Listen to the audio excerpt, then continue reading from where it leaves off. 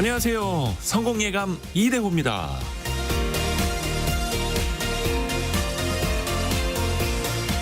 바쁘게 살다 보면 나의 생각을 갖는 시간이 부족해집니다. 일이 불려다니고 저리 치이고 정신없이 살다 보면 하루가 다 지나가 버리고요.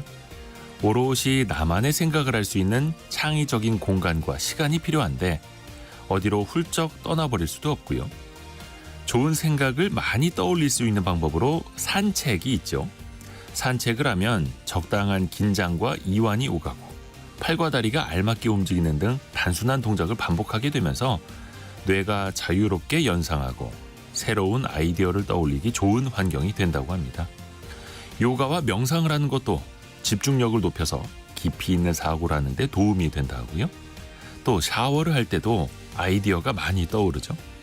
물소리와 샤워기 물줄기 감각이 백색 소음 역할을 하면서 외부의 방해 요소를 차단하고 뇌가 창의적으로 생각을 할 수 있게 도와준다고 합니다. 맨몸으로 물줄기를 맞는 순간은 일상적인 상황을 벗어나서 다른 관점에서 생각할 수 있는 시간이 되기도 하고요. 일상 속에서 일상을 벗어날 수 있는, 잠시라도 나만의 사색을 즐길 수 있는 그런 시간과 장소가 분명히 있을 겁니다. 성공예감 이대호입니다. 출발합니다.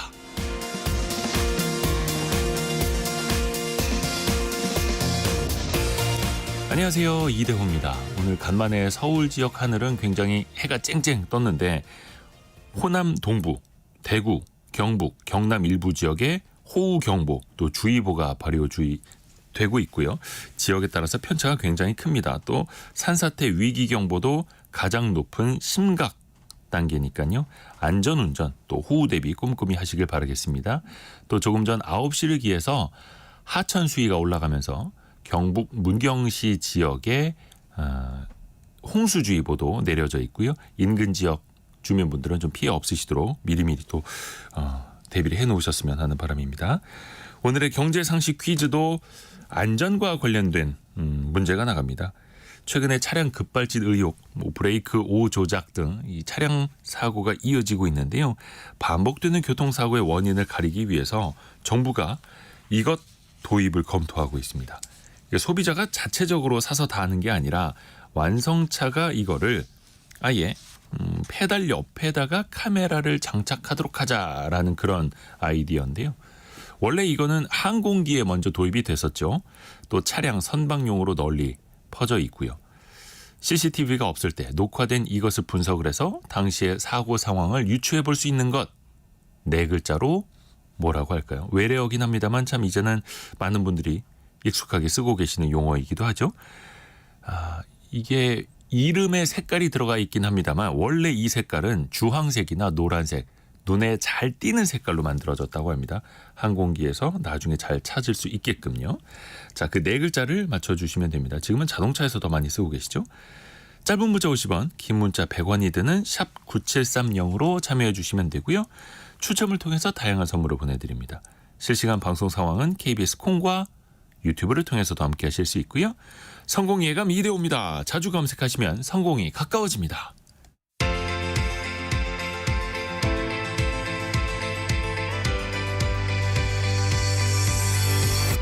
KBS 1라디오 성공예감 이대호입니다.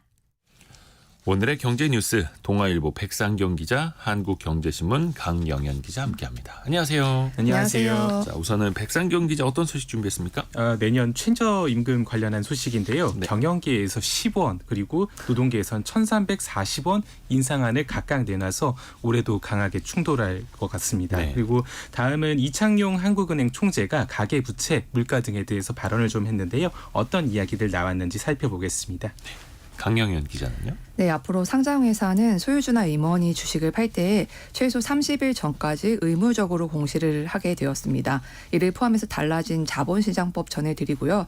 또 폐지 줍는 노인에 대한 전수조사 결과가 나왔는데 우리나라 노인 650명 중에 1명꼴로 폐지를 줍고 있다는 소식까지 전해드리겠습니다. 네. 자, 백상경 기자가 준비한 소식 이맘때 이제 네. 팽팽하게 맞서고 있는 늘 소식인데 맞서는 거죠. 네. 최저임금 노동계랑 경영계 1차 카드를 먼저 내놓은 건데 역시나 간극이 크네요. 네, 예. 최저임금위원회에서 지금 논의가 한창 진행이 되고 있는데요.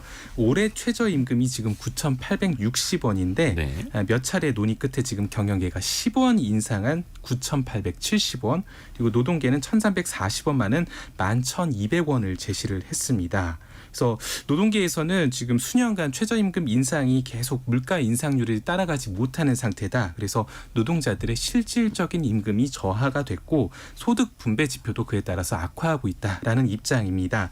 특히나 비혼 1인 가구의 실질적인 생계비가 지금 한 250만 원 가까이 되는 246만 원 정도 되는데요. 이걸 이제 현행 최저임금으로는 한 달에 소득이 한 200만 원 조금 넘는 수준이 되거든요. 그래서 사실은 이런 부분 때문에 혼자 사는 사람도 먹고 살기 힘든 이런 상황이다라고 주장을 하고 있고요. 그 소득 불평등 그리고 양극화가 우려되는 만큼 실질적인 생계비 부담을 덜어주고 이 최저임금 노동자의 실질 임금을 높이는 방향으로 이 최저임금이 결정이 돼야 한다라고 주장을 하고 있습니다. 반면에 경영계에서는 강하게 반발을 하고 있습니다. 주요한 논리는 이 중소기업과 소상공인들의 경영이 무너진다라는 건데요. 결국은 이것 때문에 동결해야 된다는 목소리를 강하게 내고 있고요. 네. 일반적으로 그 최저임금이 좀 부작용 없이 운영되기 위한 적정 수준의 상한이 중위임금의 60%다라고 주장을 하면서 우리 지금 최저임금이 이미 중위임금의 65.8%에 도달을 했기 때문에 이미 지금 지급되고 있는 최저임금도 적정 수준 이상이다라는 게 경영계의 주장이고요. 또 그런 반면에 중소기업 지금 소상공인들의 매출은 계속 줄고 경영이 어려워지고 비용 지출도 계속 늘어나고 있잖아요. 물가 상승 이런 것들 때문에. 근데 여기에 지금 최저임금까지 노동계에서 주장하는 대로 확 늘어나게 되면 어려움이 가중될 것이다라는 주장이 지금 경영계에서 나오고 있는 상태고요. 네. 관건은 올해 최저임금이 10,000원을 돌파하느냐. 네. 결국 그거죠. 근데 얼마 안 남았습니다. 네, 지금 올해보다 140원만 올라도 지금 최저임금이 10,000원이 되는 시대가 되고요. 네. 이게 140원 오르면 1.4% 정도 오르는 거거든요. 근데 이게 1988년 최저임금 제도가 시행된 이후에 가장 적게 올랐던 역대 최저 인상률이 2021년도였습니다. 이때 당시에 1.5%, 130원이 올랐는데요. 이것보다 낮은, 그러니까 역대 최저 인상률을 기록해야만 10,000원을 안 넘는 그런 상태라고 봐야 될 것 같습니다. 윤석열 정부 들어서 지금 최저임금 인상률이 2022년 5% 그리고 2023년 2.5%로 결정이 됐는데요. 올해는 좀 어떤 결론이 나올지 지켜봐야 될 것 같습니다. 이게 지금 결국은 이제 노동계와 경영계가 조금 본격적으로 간격을 좁히는 작업에 좀 들어가야 되는 상황인데 네. 결국은 지금 액수에서도 보이듯이 논의가 쉽지는 않을 전망입니다. 지금 최저임금법에 따라서 8월 5일까지는 정부가 내년도 최저임금을 고시를 해야 되는데 시간이 지금 절대적으로 부족한 상황이에요. 그래서 결국은 내년 최저임금도 노사공위원들의 표결 같은 걸로 좀 정해질 것이다라는 전망들이 나오고 있습니다. 사용자 측, 노동자 측 또 퇴장하고 네. 공익위원들만의 투표로 또 계속해서 이어지고 노동계에서는 처음에 12,600원을 네. 제시했다가 11,200원까지는 조금 내렸습니다. 낮췄고 경영계에서는 공결. 네. 9,860원까지 그러니까 네. 기존 주장보다는 10원 올렸고 간극이 조금은 좁혀지긴 했습니다만 여전히 크고요. 네. 계속해서 좀 협상을 이어가야죠. 강영현 기자가 준비한 소식. 상장사 임원들이 상장하자마자 주식을 내다 팔아서 또 문제가 된 케이스들이 좀 있었잖아요. 네. 그걸 좀 미리 예방하자라는 법안이 발의가 됐어요. 네, 금융위원회의 자본시장과 금융투자법에 관한 법률, 그러니까 자본시장법이죠. 이 시행령 개정안이 국무회의에서 의결이 됐습니다. 국무회의에서 의결이 됐다. 네, 앞으로 상장사 내부자가 과거 6개월간 합산 기준으로 했을 때 발행 주식 총수의 1% 이상이거나 50억 원 이상의 주식을 거래할 경우에 매매 개시일 30일 전까지 이 계획을 의무 공시해야 합니다. 예외도 있는데요. 미공개 정보를 악용할 우려가 없거나 상속, 배당, 인수합병처럼 이제 외부 요인에 따른 거래이거나 또는 연기금을 비롯한 기관 투자자들의 매매 행위 이럴 때만 사장 공시 의무 대상에서 제외가 되었습니다. 보고 의무는 이제 다음 달이죠. 8월 23일 이후 결제가 이루어지는 거래부터 적용이 되고요. 사전 공시 의무자는 주식 예상 거래 금액 그리고 가격, 수량, 기간 등을 보고서에 기재를 해야 합니다. 사전에 공시한 매매 계획과 달리 거래할 수 있는 금액의 범위는 그 법률이 위임한 최대 규모인 30%로 정해졌습니다.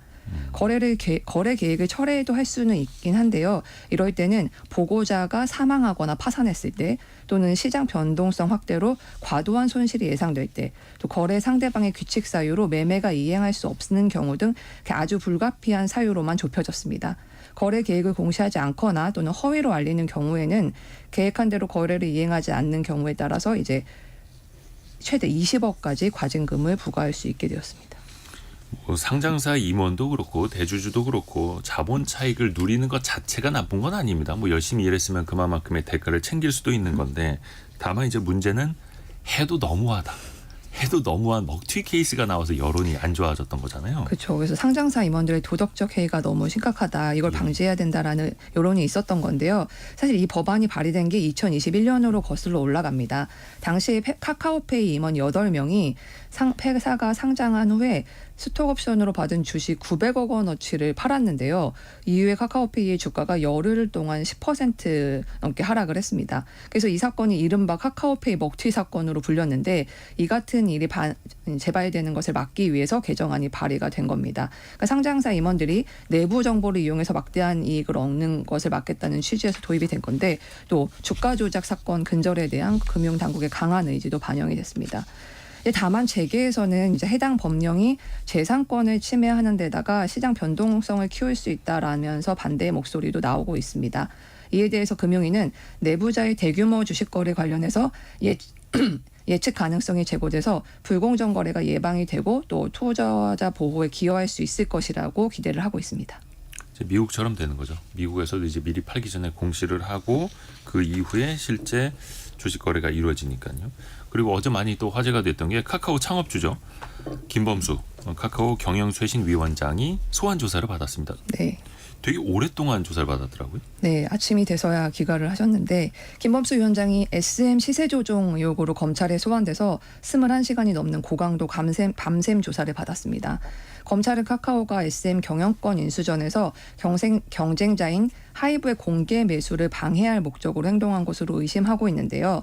김 위원장이 대규모 자금을 투입해서 SM의 주가를 하이브의 공개 매수 가격 이상으로 올린 의혹을 받고 있습니다.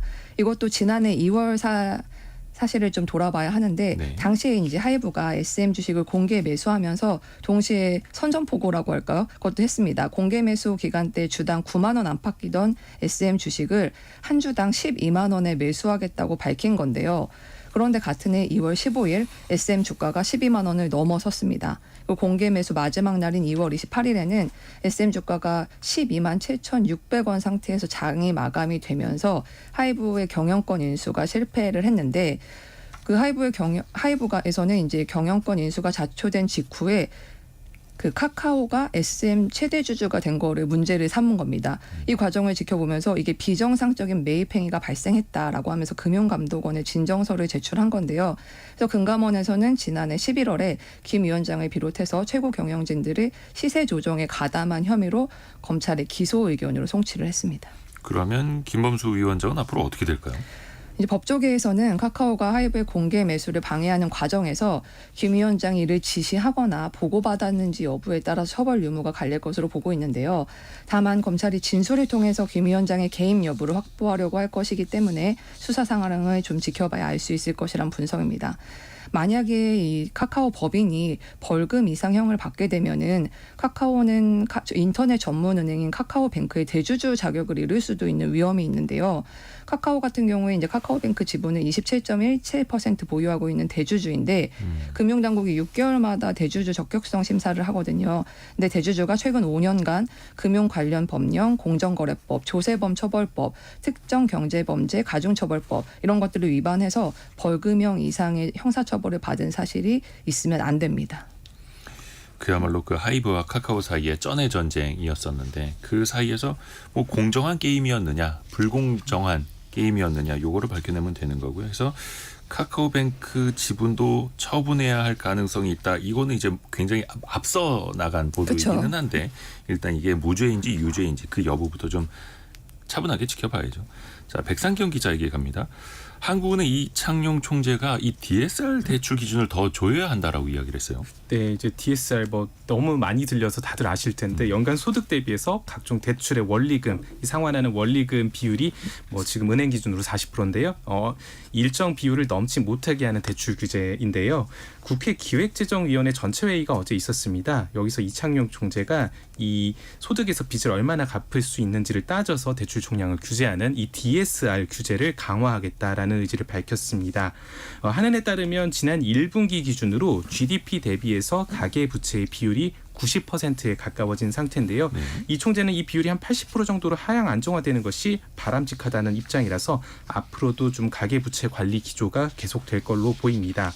이 총재는 최근에 가계부채 증가세가 확대되고 있는 그 상황에 대해서도 얘기를 했는데요. 확대는 되고 있지만 비교적 잘 관리가 되고 있다라고 평가를 했습니다. 특히 현재 정부 들어가지고 지금 GDP 대비해서 가계부채의 비율이 이제 오름세가 조금 꺾였거든요. 네, 이 꺾인 것 자체가 변화하고 이 변화 자체가 의미가 있다라는 입장을 좀 밝혔습니다. 그래서 지금부터 이 변화의 신호를 잘 포착했으니까 이 원만하게 하락을 할 수 있게 노력해야 된다. 이런 취지로 좀 얘기를 했고요.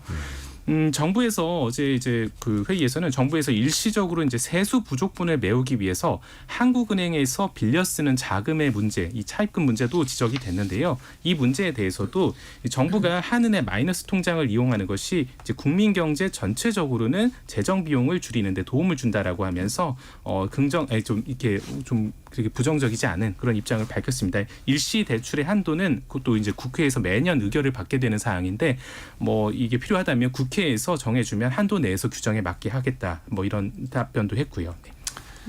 정부가 한국은행에서 마통을 많이 써서 마통이죠. 네. 한국은행이 이자 수입을 많이 올린다. 이게 사실 좀 씁쓸한 것 같기도 합니다.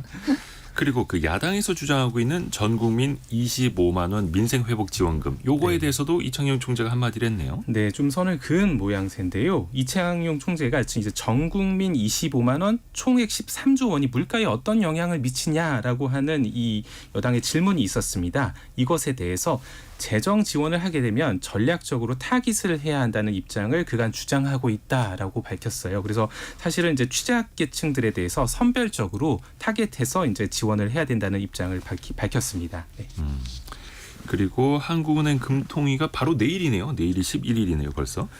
이창용 총재가 좀 힌트를 줬나요? 어때요? 금리 관련해서 계속된 질문들이 조금 있었는데 일단 금리 정책하고 관련된 질의에는 좀 말을 아꼈습니다. 이제 그 대신에 이런 얘기들은 좀 했는데요. 최근에 들어서 물가 상승률이 낮아지는 추세가 지속이 되고 있기 때문에 그 추세의 지속성을 확인하고 그 기조 아래에서 성장과 금융 안정의 상충 관계를 면밀히 검토하면서 금통위원들과 금리 정책을 결정하도록 하겠다. 그러니까 굉장히 길게 얘기를 하셨는데 결국은 조금 유보적으로 이제 그 힌트는 정확하게는 주지는 않았어요. 그래서 최근에 이제 정부 여당에서 좀 금리 인하 압박성 멘트를 계속적으로 내놓고 있는 상태거든요. 그 금리 인하 필요성에 대해서 계속적으로 얘기를 하고 있는데 이 총재는 여기에 대해서도 소통은 하겠지만 어쨌든 결정은 독립적으로 하겠다라는 의지를 어제도 드러냈습니다.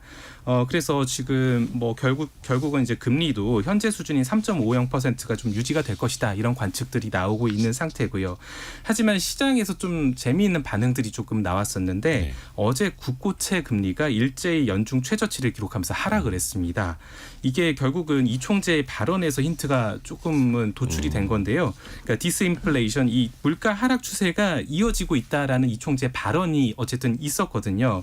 그러니까 최근 3개월 연속 2%대 물가를 기록하면서 지금 물가가 조금 낮아지는 흐름들이 있는데 앞으로 유가 상승 등에 따라서 둔화 흐름이 일시 주춤할 수는 있겠지만 전반적인 디스인플레이션 추세는 이어질 것이다라고 이 총재가 얘기를 했습니다. 결국은 하락세를 예상을 한 거고요. 그렇게 보면 사실 물가가 안정세를 띠고 있다라는 것은 금리 인하 주장에 좀 근거가 되니까 결국 이 발언을 조금 비둘기적으로 해석을 해서 시장이 반응을 하고 그래서 국고채 금리가 떨어지는 이런 것들로 볼 수가 있겠습니다. 또 이제 어제 내일 회의에서도 이제 결국은 이 금리가 동결이 되더라도 소수 의견으로나마 좀 금리 인하 신호가 나올 수 있다 이런 관측들도 시장에서는 있거든요. 그러니까 이런 배경 안에서 조금 시장이 반응이 나온 것 같습니다. 미국과의 상황이랑 되게 비슷했네요. 네. 파월 의장도 지난 밤 사이에 미국 의회 네. 나가서 발언을 했는데 명확한 금리나 시기에 대한 힌트를 주진 않았지만 않고, 네. 시장은 그래도 9월에 인하하겠구나. 네. 또 이렇게 또 감을 잡고 금리는 움직이더라고요. 강영현 기자에게 갑니다. 참 노년에 폐지 주우시는 그 어르신분들 참 많이 계시는데 네. 과연 몇 명이나 될까? 그 전수조사가 있었다고요. 네, 보건복지부가 폐지 수집 노인에 대해서 지자체 전수조사 결과를 발표를 했는데요. 정부가 올해 2월부터 5월까지 전국 시군구에서 조사한 결과인데 이게 폐지 수집 노인이 전국에서 14,831명, 그러니까 15,000명에 가까운 것으로 나타났습니다. 네. 전국 고물상 7,300여 곳 중에서 폐지 수집 노인이 납품하는 고물상이 3,200곳으로 나타났는데 고물상 한 곳당 평균 활동 인원이 4.6명이었습니다. 지역별로 보면은 서울의 폐지 수집 노인이 2,530명으로 가장 많았고요. 이어서 경기, 경남, 부산 순이었습니다. 이분들이 그러면 폐지를 주어서 괜찮은 소득을 올리시느냐 이것도 봐야 되잖아요. 네, 폐지 수집 노인의 평균 월 소득이 76만 6천 원으로 나타났는데 이게 폐지값만으로 버는 건 아닙니다. 그러니까 기초연금 같이 받으시는 모든 소득을 합친 금액이었는데요. 사실 고물가 속에서도 폐지 가격은 뒷걸음질을 치고 있습니다. 환경부에 따르면 전국 평균 폐골판지 매입 단가가 지난달에 85원까지 떨어졌거든요. 그러니까 킬로그램당 단가입니다. 그래서 복지부에 따르면은 폐지 수집 노인 중에서 4,800여 명은 노인 일자리 사업에 참여하고 있는 것으로 나타났습니다. 그러니까 폐지를 줍는 것 외에도 돈을 벌기 위해서 노력을 하고 계신다는 건데요. 특히 시장형 사업단 같은 민간형 일자리 참여자 대부분이 자원재활용 사업단에 소속돼서 폐지 수집과 유사한 활동을 이어나가고 있는 것으로 파악이 됐는데요. 이 자원재활용 사업단에 참가를 하면은 월 20만 원의 보조금 그리고 개인 폐지 수집 수입을 급여로 받을 수 있습니다. 또 여기에 안전용품, 상해보험도 지원을 받을 수 있고요. 그래서 이분들의 평균 월 급여가 37만 3천 원인 것으로 나타났습니다. 그러니까 폐지 수집 노인들의 재산 규모를 살펴보면은 2,500만 원 이하이신 분들이 25%로 가장 많았습니다.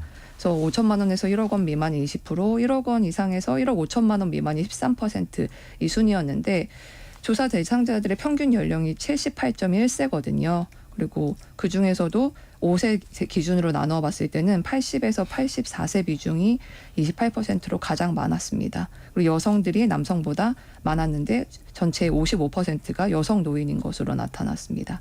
정부는 이번에 파악된 폐지 수입 노인 중에서 그 자격 요건이 되는데도 정부 서비스 대상에서 누락된 947명이 계셨는데 이분들에게 방문 건강관리 그리고 노인 맞춤 돌봄 이렇게 1,112건의 보건 복지 서비스를 제공하겠다고 밝혔습니다.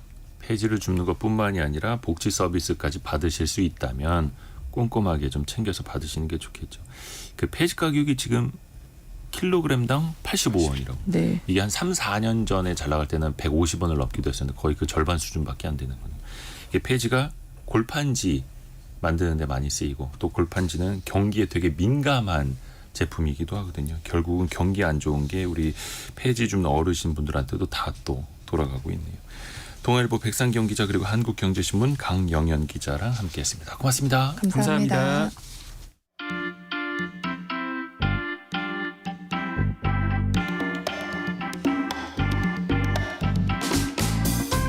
지금 여러분께서는 KBS 일라디오 성공예감 이대호입니다를 듣고 계십니다. 참여해주신 여러분께는 추첨을 통해 아름다운 식탁 창조 주비푸드에서 자연에서 갈아 만든 생와사비를, 쉽고 빠른 판촉물 제작 시너지 기프트에서 진동 클렌저 마사지기를, 그리고 성공예감에서 준비한 커피 쿠폰을 보내드립니다. 당첨자는 성공예감 이대호입니다 홈페이지에서 확인하세요.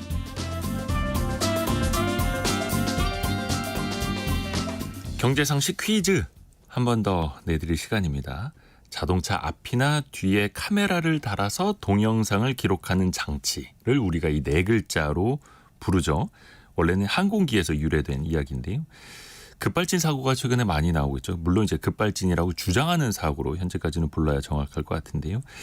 정부가 페달 옆에 이걸 붙이는 방안까지도 지금 검토를 하고 있습니다. 그런데 완성차 업계는 이게 자동차 설계를 변경해야 하고 이미 사고 기록 장치 EDR이라는 게 있어서 그걸로도 사고 원인을 분석할 수 있다 이렇게 주장을 하고 있는데요. 그래서 정부가 자동차 가격이 오를 수도 있고 또 수입차 같은 경우에는 통상마찰 우려도 있어서 아직은 의무가 아닌 권고 수준에만 그치기로 했다라고 합니다. 이걸 개인적으로 사서 페달 옆에다가 붙이시는 분들도 많이 또 나타나고 있죠. 불안해서 그러신 것 같습니다. 김기온 님이 이걸 설치하는 거는 찬성하지만 근본적인 대책은 아닌 것 같습니다. 운전자의 잘잘못만 가리겠다는 조치밖에 안 보이는 것 같은데 사고로 인한 피해는 상상 이상이죠. 사전에 예방이 가능한 방법을 찾아야지요. 이렇게 지적을 해 주셨었고요. 그리고 8322님 기본 장착되어 있는 그 순정 이것을 쓰고 있습니다. 소리 녹음이 안 돼서 좀 불안한 감이 있지만 제조사에서 만든 거다 보니까 이질감은 없네요. 라고. 혹시 그 소리 녹음을 세팅할 수도 있을 겁니다. 소리 녹음 기능이 요즘에는 기본적으로 다 되어 있는 걸로 알고 있거든요. 소리 녹음을 이제 껐다 켰다 할 수 있으니까 그것도 한번 체크해 보시면 좋을 것 같습니다. 장민근님, 불안해서 페달 옆에 이거 하나 사야 하나 고민 중입니다. 40만 원 가까이 하더라고요. 굉장히 비싸네요. 또 그 페달 옆은 그 조도가 낮죠. 어두운 부분이어서 이걸 또 잘 찍히게 하려면은 또 성능이 또 좋아야 하나요? 김학연님, 정답 블랙핑크 이렇게 절반만 맞춰주셨네요. 절반만. 커피 쿠폰 어떻게 얼음만 이렇게 보내드려야 되나요? 자, 여러분이 생각하시는 정답 짧은 문자 50원, 긴 문자 100원이 드는 샵 9730이나 KBS 콩으로 보내주시면 됩니다.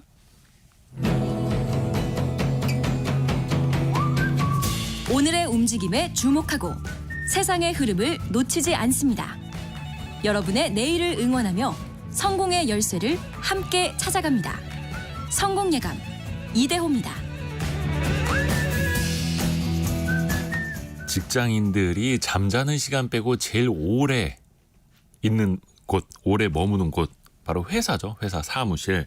물론 뭐 공장에서 일하시는 분들도 계시겠습니다만 이 사무실 같은 경우에는 좌석 배치에도 뭔가 효용이 있다고 합니다. 그 효용의 비밀 한번 풀어볼까요?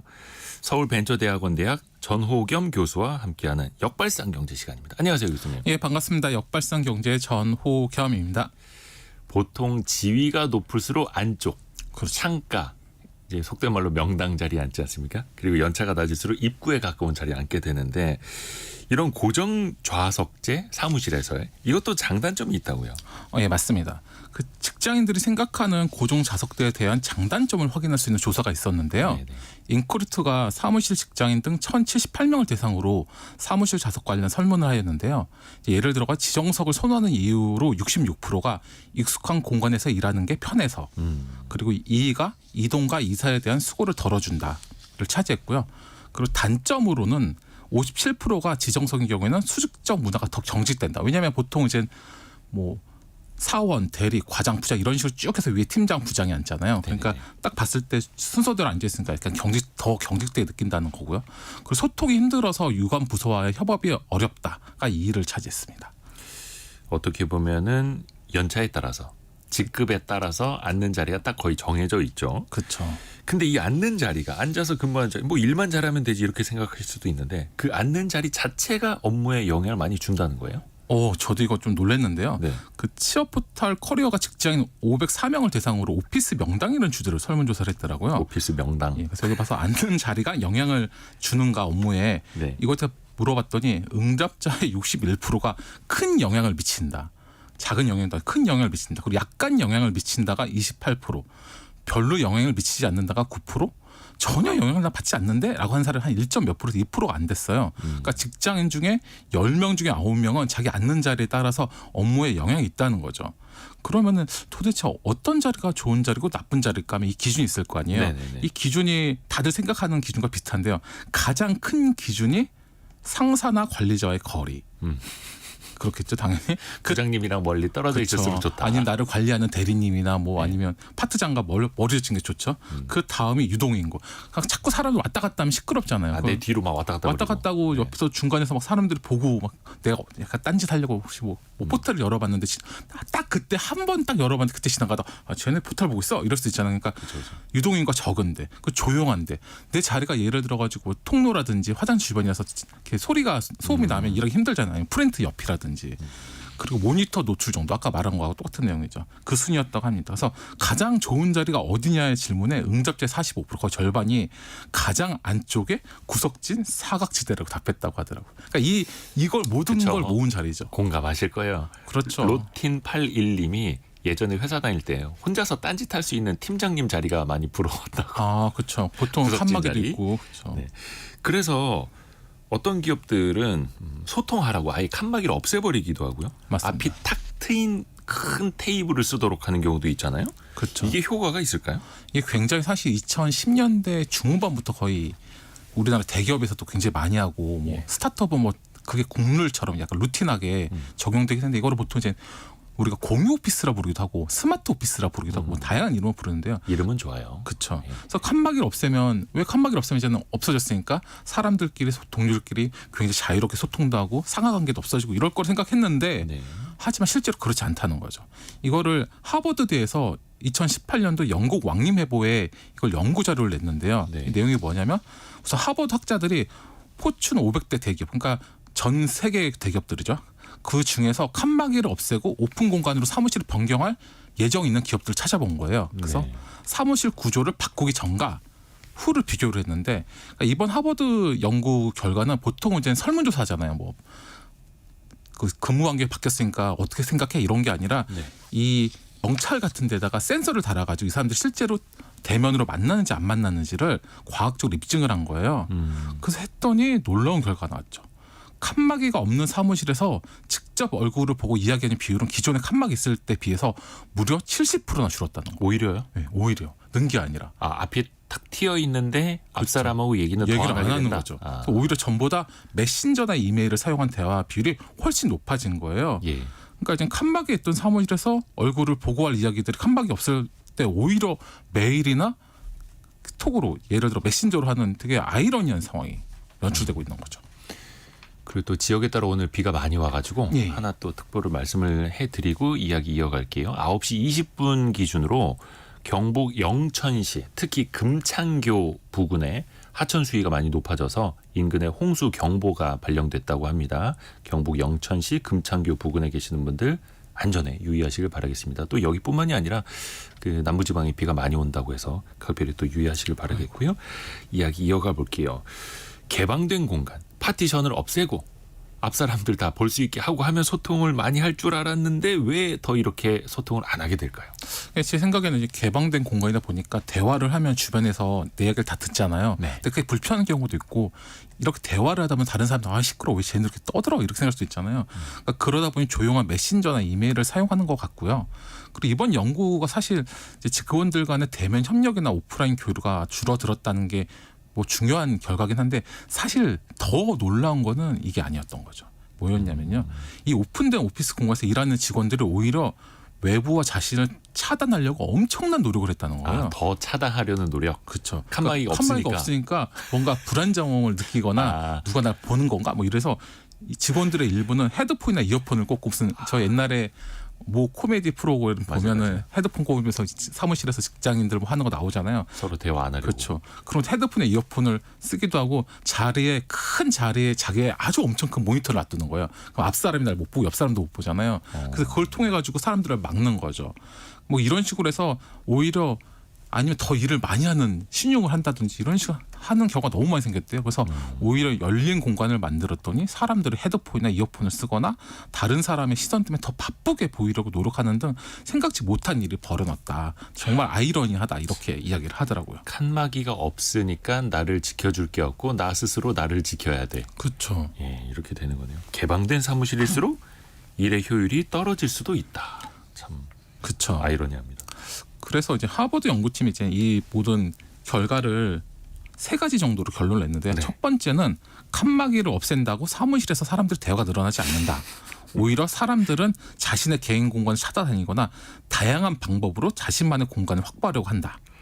두 번째가 칸막이가 없는 사무실은 직원들의 업무 능력에 부정적인 영향을 미친다. 과도하게 과도하게죠. 이건 열린 공간은 조직의 생산성을 낮출 수도 있다. 였고요. 세 번째가 사무실에 칸막이를 없앴을 때 사람들 간의 상호작용은 분명 변화가 있다. 하지만 이건 대면이 아니라 오히려 이메일이나 메신저를 통한 상호작용이 증가한다. 그래서 실제 얼굴을 맞대고 해야 되는 업무일 경우에는 비생산적일 수도 있다. 이렇게 발표를 했죠. 그러면서 하버드 연구팀이 이제 단서 조항도 있었어요. 예. 그러니까 이 연구로서 칸막이가 없는 자율좌석이 업무 효율성이 떨어진다고 꼭 단정지을 수는 없다. 예를 들어가지고 같은 회사 종류가 아니라 다른 조직의 사람이라면 오히려 더 자주 만날 수 있을 거다. 왜냐하면 우리 같은 회사 사람도 좀 불편하겠잖아요. 네네. 그러니까 오히려 다른 회사하고 같이 다른 하게 되면 회사나 오히려 다른 편하게 부서나. 맞습니다. 네. 편하게 이야기하고 서로 협업할 여지가 있기 때문에 이제 그런 부분에 대해서는 좀 충분히 고려할 필요가 있다고 말했고요. 그래서 이거 관련된 약간 유사한 우리나라 또 조사도 있더라고요. 그 퍼시스가 오픈 서베이를 통해서 직장인 1,000명에게 사무실 공간 관련 설문을 했거든요. 네. 여기서 이제 개인 업무 공간 좌석 구획 선호도를 조사했어요. 그러니까 책상 구획이라는 게 보통 이제 칸막이로 하잖아요. 예. 그러니까 2020년 조사할 때는 구획 없음, 칸막이 없이 완전 오픈된 상태죠. 이게 좋다고 응답한 사람이 26%였는데 2022년에는 13%로 절반 가까이 줄어들었죠. 그래서 3명 구획, 그러니까 앞뒤 옆을 다 막아버리는 거 자리 관련해서는 2020년에는 26% 선호했는데 2022년에는 33%로 엄청 늘은 거죠. 그러니까 사람들이 이렇게 칸막이나 구획하는 걸 오히려 더 선호하고 거기서 안정감을 느끼는 요즘 그런 추세가 있는 거죠. 칸막이가 있어야 업무에 몰입할 수 있다. 그렇죠. 근데 이거는 그 칸막이를 만드는 회사가 설문조사한 겁니다. 참고로. 그 맞습니다. 이것도 알아둬야 돼요. 김은희 님이 저는 칸막이 있는 게 좋은데 왠지 대호님은 칸막이 없는 개방 공간을 좋아할 것 같아요라고. 근데 이게 직급이 낮을수록 칸막이가 있는 걸 원하고요. 저는 이제 개인 사업도 하지 않습니까? 네. 자, 소통합시다. 다 확 트입시다. 이렇게 하는 거예요. 그러니까 사실 위치에 따라 달라집니다. 맞습니다. 근데 그렇게 그냥 1차적 사고만 할 게 아니라 2차적으로 이게 역효과는 없는지도 따져봐야 되네요. 다양한 관점에서 예, 봐야죠. 그래서 이 역발상 경제가 중요한 겁니다. 맞습니다. 이 코너가. 그 고정 좌석을 아예 없애버리고 노트북 가지고 요즘에 일하니까 맞습니다. 그냥 오는 대로 편한 자리에 자유롭게 앉아서 일합시다. 이 자율 좌석제 하는 기업들도 있잖아요. 맞습니다. 이건 어떨까요? 이것도 앞에 그 퍼시스의 설문조사 결과에 의하면 직장인들이 좌석제, 그러니까 자율좌석제 선호가 18%고 고정좌석제 선호가 82%로 오히려 직장인들은 자율좌석보다 고정좌석을 4배 이상 선호하는 걸로 나타났어요. 그것도 자율 놀랍죠? 좌석보다 고정 좌석이 낫다.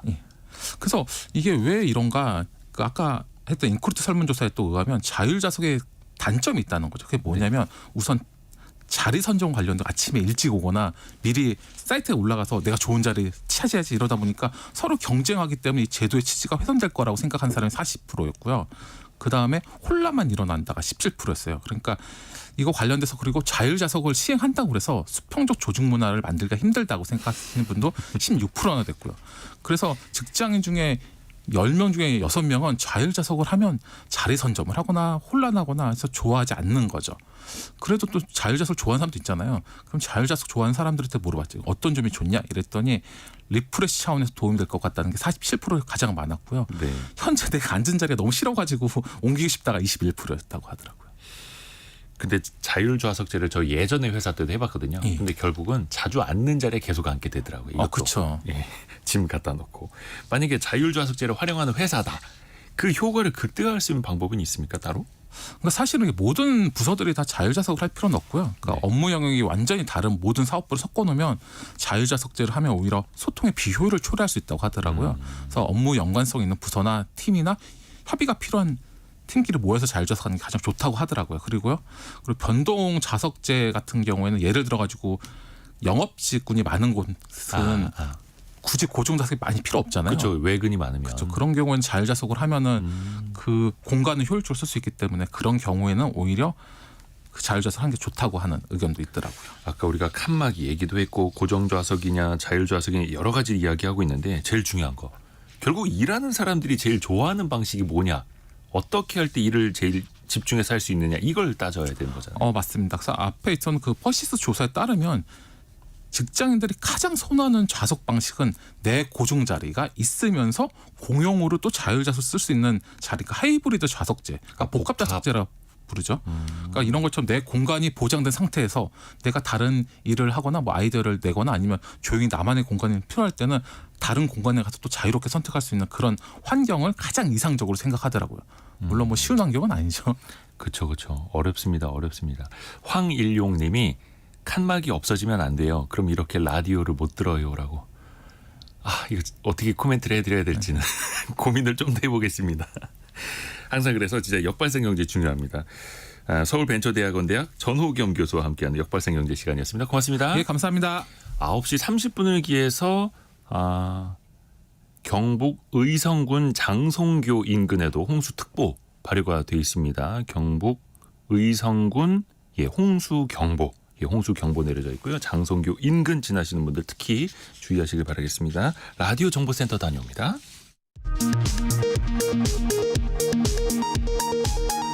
충청과 남부지방에 쏟아진 폭우에 정부는 중앙재난안전대책본부를 기존 1단계에서 2단계로 격상했습니다.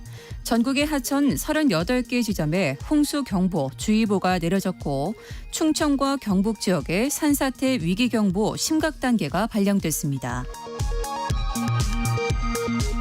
오늘 새벽 충남 지역에 기록적인 폭우가 내리면서 2명이 숨졌습니다. 또 충북 옥천군에서 불어난 하천에 빠진 승용차 운전자가 숨지는 사고가 발생했습니다. 어제부터 충청과 남부지방 곳곳에 많은 비가 내리면서 장항선과 경북선 일반 열차의 운행이 중단됐습니다. 코레일은 KTX는 정상 운행한다고 밝혔습니다.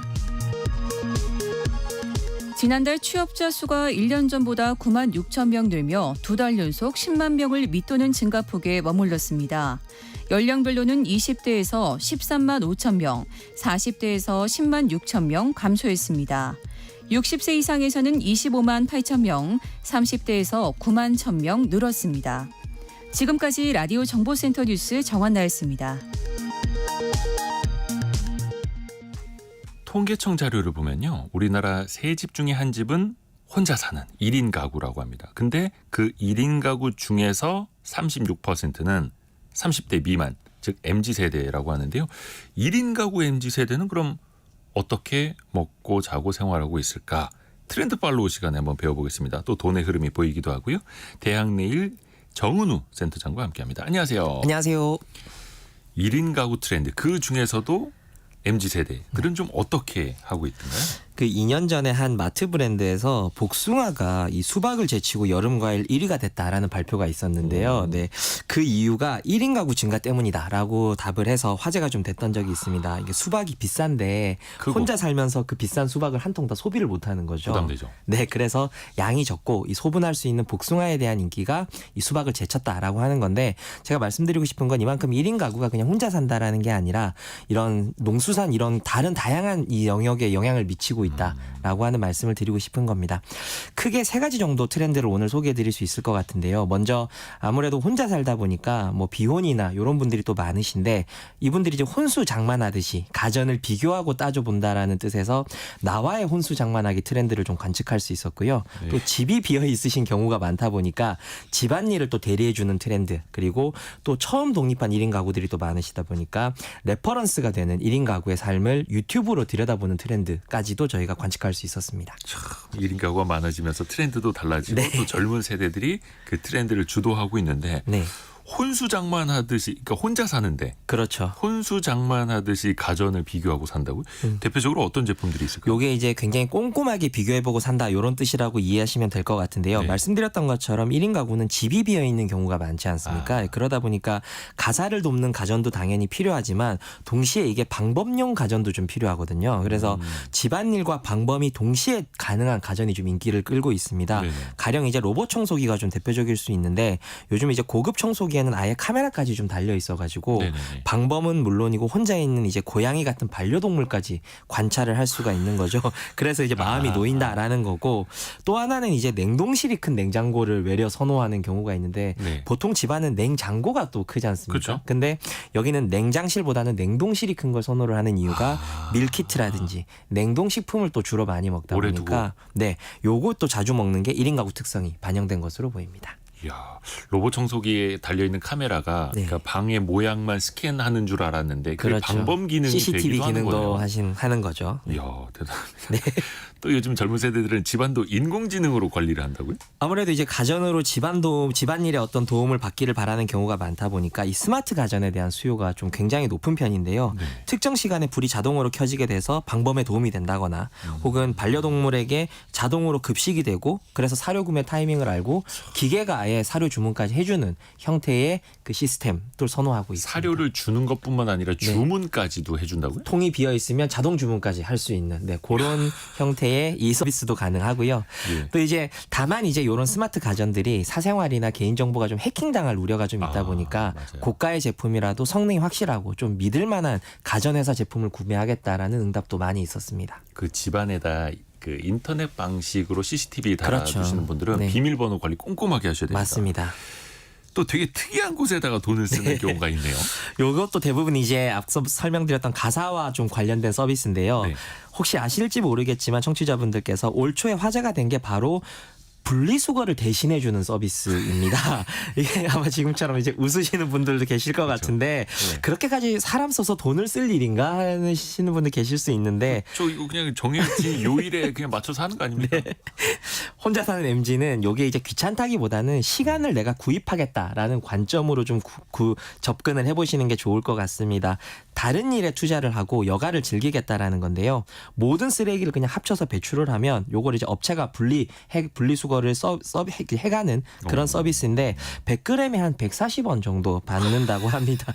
또 이제 대규모로 옷을 정리할 때 이걸 또 수거해주는 서비스도 있고요. 예. 또 알고 계시는 가사도우미 서비스도 생각보다 많이 Z세대나 대학생들에게 많이 저변이 확대돼 있어서 대학생 커뮤니티나 이런 데 보시면 청소 비용이나 혹은 잘하는 업체 정보들이 공유되고 있는 걸 심심치 않게 보실 수가 있습니다. 야, 신기합니다. 이거 기성세대가 들으면 네.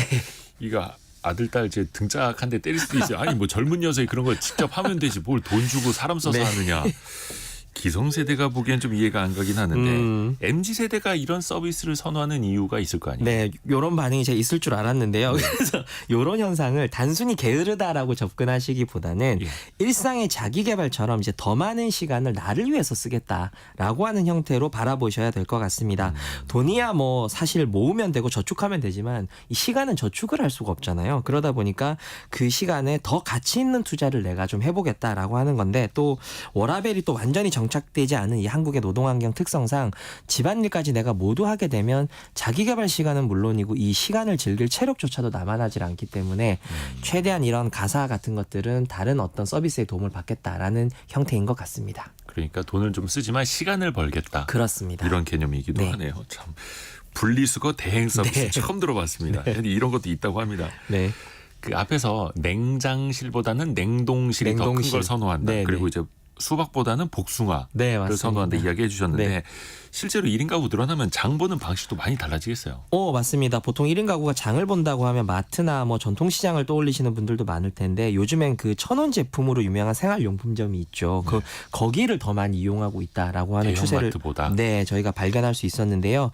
여기에는 이제 생필품뿐만 아니라 최근에는 이 매장에 웬만한 식료품까지도 다 구비를 해뒀다고 합니다. 그래서 가격만 중요한 게 아니라 요 대형 마트에 비해서 소용량 제품도 많아서 요게 1인 가구에게 굉장히 좋다라는 거고요. 사실 자취생 입장에서는 이게 케첩이나 뭐 마요네즈 같은 것들을 대용량으로 구매할 이유는 전혀 없거든요. 그래서 이런 것들이 많아서 좋다라고 하는 거고 또 원래는 문구나 화장품을 사러 갔다가 식료품도 있어서 같이 구매하는 경우가 굉장히 많은 것으로 확인이 됐습니다. 그래서 조미료나 소스류 같은 거는 1-2,000원에서도 구매를 할 수가 있어서 많이 선호하고 있다라고 하고 또 최근에는 1인 가구가 주된 타겟인 편의점 역시도 이 1인 가구 시장을 굉장히 예의주시하고 편승하고 있는데요.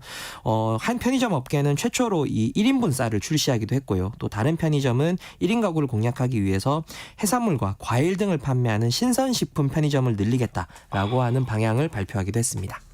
편의점인데 신선식품을 네. 더 많이 파는 편의점을 늘리겠다. 대신 이제 소용량으로 이제 1, 2인 가구들을 위해서 많이 판매를 하겠다라는 세상이 거죠. 이렇게 바뀌어 갑니다. 네.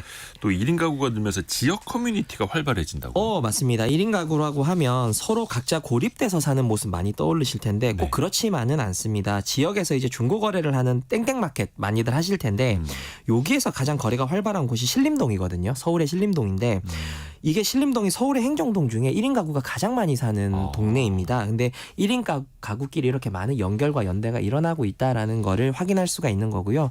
또 최근에 몇 년 사이에 1인 가구가 살기 좋은 동네로 은평구가 또 뜨고 있는데 네. 여기는 이제 최근에 이제 생협이 매우 중요한 이 커뮤니티 기능을 하고 있어서 여기에서 그냥 단순히 생필품이나 식료품만 파는 것이 아니라 주민이 운영하는 어떤 동네 사람들과의 커뮤니티, 다양한 프로그램 이런 것들 때문에 실제로 은평생협에는 20대 이용자들을 상당히 많이 발견할 수 있다라고 합니다. 오, 지역 생협에 20대 이용자가 네. 많이 간다. 그렇습니다. 또 이분들이 오프라인뿐만 아니라 온라인으로도 자신의 생활 방식이나 생활 꿀팁을 서로 공유한다. 맞습니다. 앞서 설명드렸던 것처럼 모여서 오프라인에서 그렇게 공유하는 경우도 있지만 네. 온라인에서 아무래도 비혼으로 산다는 비율이 굉장히 높다 보니까 이미 비혼으로 사는 선배 세대들, 그러니까 40, 50 세대들은 어떻게 살고 있는지를 레퍼런스, 그러니까 참고 삼아서 유튜브를 통해서 확인을 해보는 겁니다. 혼자 살고 있는 네, 선배들. 4050의 브이로그 같은 것들을 많이 참고를 하는 거죠. 그래서 뭐 꼭 그대로 산다기보다는 저런 삶도 있구나라고 하는 거를 참고를 하시기도 하고요. 또 최근에는 이제 자취남이라는 채널처럼 또래 1인 가구들은 어떻게 사는지 같은 것들도 확인을 해보는데 사실 1인 가구들이 사는 게 다 비슷하지 않아라고 생각하실지 모르겠지만 또 그 와중에도 많은 20대 분들이 자신만의 개성을 뽐내시는 이런 경우들도 많이 있고요. 또 지난 시간에 저희가 추구미라는 것들을 이야기를 했었는데 내가 뭔가 추구하는 그런 마음. 맞습니다. 네. 그래서 이런 것들이 가령 이제 방송인 최하정 씨 같은 경우에 유튜브 채널을 보면서 내가 저런 모습으로 좀 살고 싶다라고 하는 것들도 많이 참고를 한다라고 합니다. 어떤 골드미스의 삶 이런 것도. 맞습니다. 네. 세상이 많이 바뀌어갑니다. 진짜로. 그걸 또 이제 선호하고 또 배우기도 하고. 그렇습니다. 이런 MZ세대 1인 가구를 대상으로 사업을 한다면 어떤 점에 주목을 하면 좋을까요? 우선은 이게 1인 가구라서 달라진다라기보다는 가치관에 따라서 1인 가구의 형태들이 좀 바뀐다라고 보시면 좋을 것 같고요. 그리고 감염병을 겪으면서 혼자 지내는 것도 충분히 가능하다라는 걸 사람들이 깨달았다라는 것도 아는 게 중요할 것 같습니다. 그래서 혼자라서 외롭다기보다는 나에게 더 집중하려는 사람들이 늘어나고 있다라는 걸 제가 앞서서 설명드렸는데 여기에 좀 집중하시면서 이런 것들에 대해서 이 개인에게 집중하고 개인을 성장시키는 게 중요하다라고 하는 트렌드를 포착하시면 도움이 되실 것 같습니다. 세상 변하는 트렌드를 또 선도하는 친구들이니까 네. MZ세대에게 많이 또 배우고 있습니다. 대학내일 20대 연구소 정훈우 센터장 함께했습니다. 고맙습니다. 고맙습니다. 저희가 2부에서는요. 요즘 뭐 AI에서는 이 기업을 빼놓을 수가 없죠. 엔비디아 그리고 젠슨 황에 대한 이야기 또 재밌게 전달해드립니다. 10시 5분에 금방 다시 뵙겠습니다.